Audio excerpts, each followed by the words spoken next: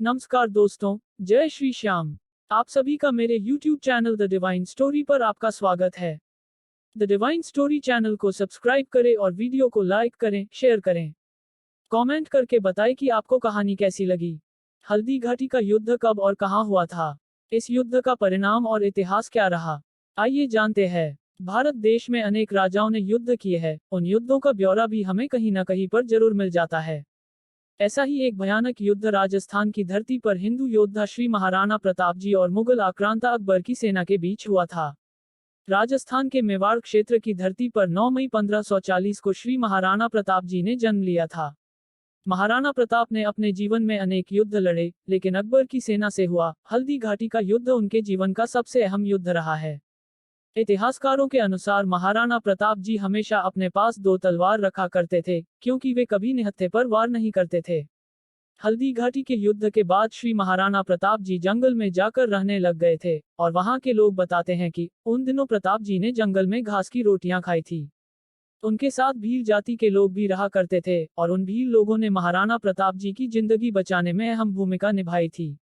इस हल्दी घाटी के युद्ध में श्री महाराणा प्रताप जी के घोड़े चेतक ने भी अपना बलिदान दिया था। हल्दी घाटी का युद्ध कब हुआ था? आइए जानते हैं। हल्दी घाटी का युद्ध राजस्थान की धरती मेवाड़ में 18 जून 1576 को हुआ था। इस दिन महाराणा प्रताप जी और उनकी 1600 पुरुषों की सेना ने अकबर के 10,000 सैनिकों के साथ युद्ध किया था। इस युद्ध में आक्रांता अकबर की सेना की मदद जयपुर के राजा मानसिंह ने की थी, क्योंकि मानसिंह ने आक्रांता अकबर की गुलामी को स्वीकार कर लिया था। महाराणा प्रताप जी का जीवन परिचय इस प्रकार है। हल्दी घाटी का युद्ध श्री महाराणा प्रताप जी और आक्रांता अकबर की सेना के बीच हुआ था। इस युद्ध में आक्रांता अकबर स्वयं नहीं आया था। श्री महाराणा प्रताप जी राजा उदय सिंह के सबसे बड़े बेटे थे। इनका जन्म चित्तौड़ के कुंभलगढ़ किले में 6 मई 1540 को हुआ था। इनकी माता का नाम जयवंता बाई था, लेकिन उसी समय श्री महाराणा प्रताप जी के जन्म के बाद जयवंता बाई और राजा उदय सिंह एक दूसरे से विमुख हो गए थे। महाराणा प्रताप जी के पिता उदय सिंह अपनी छोटी रानी धीरबाई भटियानी को ज्यादा पसंद करते थे, जिसके कारण आगे चलकर उदय सिंह ने धीरबाई के बेटे जगमाल सिंह को राज्य का उत्तराधिकारी घोषित कर दिया था। जबकि प्राचीन हिंदू धर्म की परंपरा के हिसाब से राजगद्दी का सिंहासन महाराणा प्रताप जी को मिलना चाहिए था, क्योंकि महाराणा प्रताप सबसे बड़े बेटे थे। हालांकि राजा उदय सिंह के इस फैसले को सुनकर ज्यादातर सिसोदिया वंश के राजा काफी उदास हो गए थे, क्योंकि श्री महाराणा प्रताप जी के कौशल को देखते हुए उन्हें ही राजगद्दी मिलनी चाहिए थी। उसके बाद 28 फरवरी 1572 को राजा उदय सिंह का निधन हो गया। उनके राजवंशों में एक परंपरा थी कि राजा का सबसे बड़ा बेटा सुरक्षा के कारण पिता के अंतिम संस्कार में भाग नहीं ले सकता है, जिसके कारण श्री महाराणा प्रताप जी अपने पिता के अंतिम संस्कार में भाग नहीं ले सके थे। उसके बाद जगमाल सिंह के राज्याभिषेक की तैयारी चलने लगी। इस बात का पता जब ग्वालियर के राजा राम सिंह और श्री महाराणा प्रताप जी के नाना अखेराज सोनागरा को चला, तो वे राजमहल पहुंचे और जगमाल सिंह को गद्दी से हटा दिया और श्री महाराणा प्रताप जी का राज्याभिषेक कराया। हल्दी घाटी का युद्ध क्यों हुआ था? आइए जानते हैं। हल्दी घाटी के युद्ध की शुरुआत तो उसी वक्त हो गई थी जब आक्रांता अकबर अपने शासन क्षेत्र को बढ़ाने के लिए राजपूत क्षेत्रों पर नियंत्रण करने का षड्यंत्र रच रहा था। आक्रांता अकबर काफी शक्तिशाली शासक बनकर उभर रहा था, जिसके कारण राजस्थान में लगभग राजाओं ने मुगल आक्रांताओं की अधीनता को स्वीकार कर लिया था।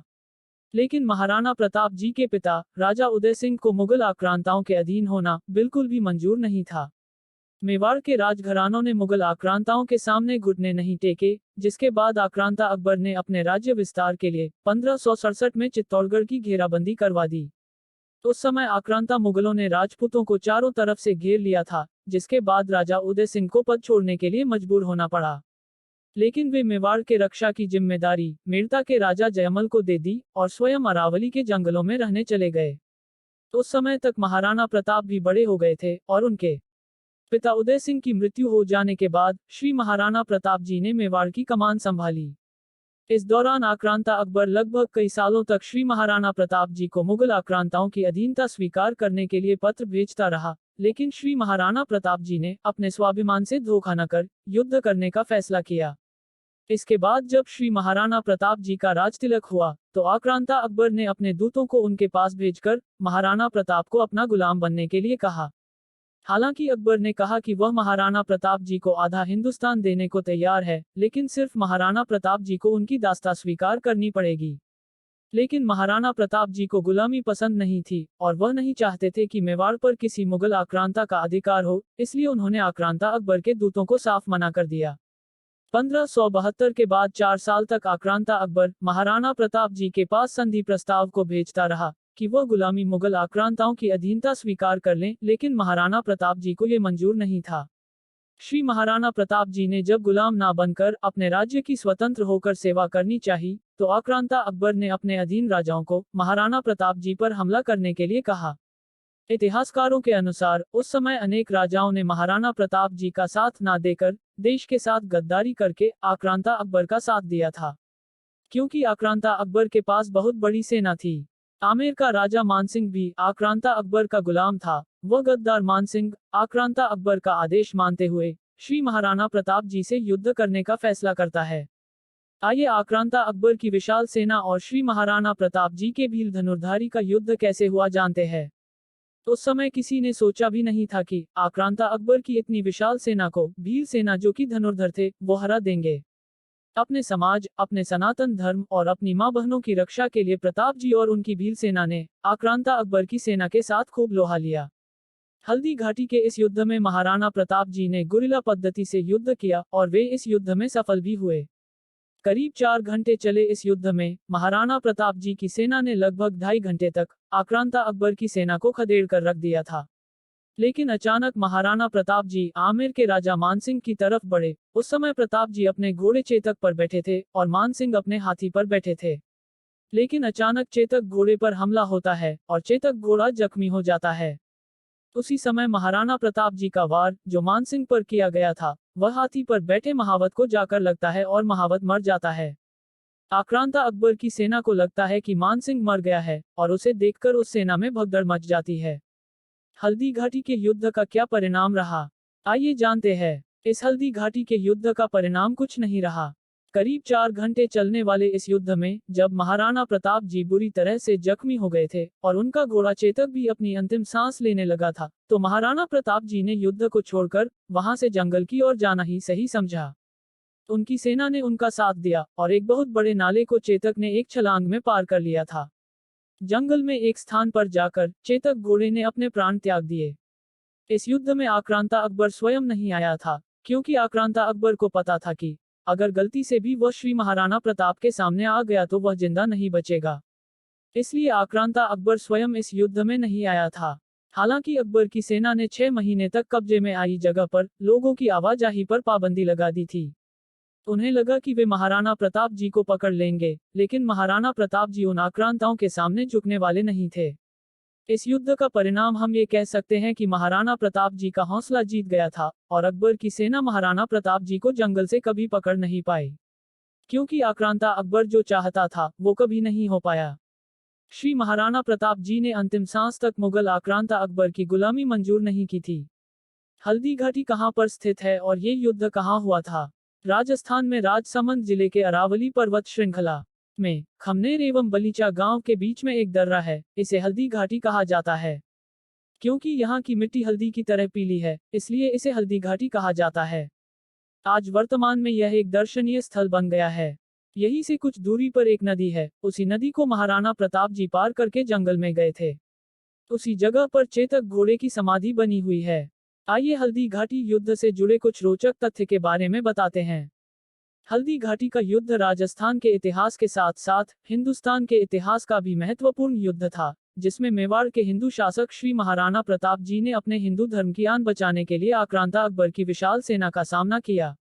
इतिहासकारों के अनुसार प्रताप को एक मुसलमान को पनाह देने के कारण अकबर ने युद्ध के लिए ललकारा था। हल्दी घाटी की जिस जगह पर युद्ध हुआ वहां की मिट्टी लाल हो गई थी। जेम्स टॉड, जिन्होंने राजस्थान का इतिहास पुस्तक लिखी है, जिसमें उन्होंने हल्दी घाटी युद्ध के बारे में भी बताया है, और इसमें इन्होंने बताया है कि महाराणा प्रताप की सेना में 20,000 सैनिक थे, जबकि अकबर की सेना में 80,000 सैनिक थे। आक्रांता अकबर सेना का नेतृत्व खुद नहीं कर रहा था, बल्कि उसने राजपूत राजा मानसिंह को सेनापति बनाकर श्री महाराणा प्रताप जी से लड़ने को भेजा था, जिसके कारण यह अजब संयोग बन गया था कि एक राजपूत राजा दूसरे राजपूत राजा से मुस्लिम आक्रांताओं के लिए लड़ रहे थे। डॉक्टर चंद्रशेखर शर्मा की रिसर्च के अनुसार हल्दी घाटी का युद्ध श्री महाराणा प्रताप जी ने जीता था। इसके सबूत भी उन्होंने पेश किए हैं। क्योंकि हल्दी घाटी युद्ध के बाद भी श्री महाराणा प्रताप जी ने जमीन के पट्टे ताम्रपत्र पर जारी किए थे, उनके हस्ताक्षर उन पर मौजूद थे। इससे साबित होता है कि हल्दी घाटी का युद्ध श्री महाराणा प्रताप जी जीते थे। हल्दी घाटी का युद्ध कई दिनों या कई महीनों तक नहीं चला था, बल्कि यह युद्ध मात्र 4 घंटे ही चला था। आक्रांता अकबर ने इस युद्ध के बाद गद्दार मान सिंह को 6 महीने तक दरबार में आने के लिए बैन कर दिया था। आक्रांता अकबर कभी भी श्री महाराणा प्रताप जी को हरा नहीं पाया था और न ही अपना गुलाम बना पाया था। जब श्री महाराणा प्रताप जी युद्ध के बाद जंगल में थे तो उन्होंने स्वाभिमान से समझौता न करके अपने स्वाभिमान को अमर रखा और घास की रोटी बनाकर खाए। लेकिन मुगल आक्रांताओं की दास्तां स्वीकार नहीं की। हम आपको ऐसी ही हिंदू धर्म की और वास्तविक कहानियां सुनाते रहेंगे। अगर आप इस चैनल पर नए हैं तो द डिवाइन स्टोरी चैनल को सब्सक्राइब करें, वीडियो को लाइक करें और ज्यादा से ज्यादा वीडियो को शेयर करें। इस प्रकार हमारी यह कहानी खत्म होती है। धन्यवाद। श्री महाराणा प्रताप जी की जय।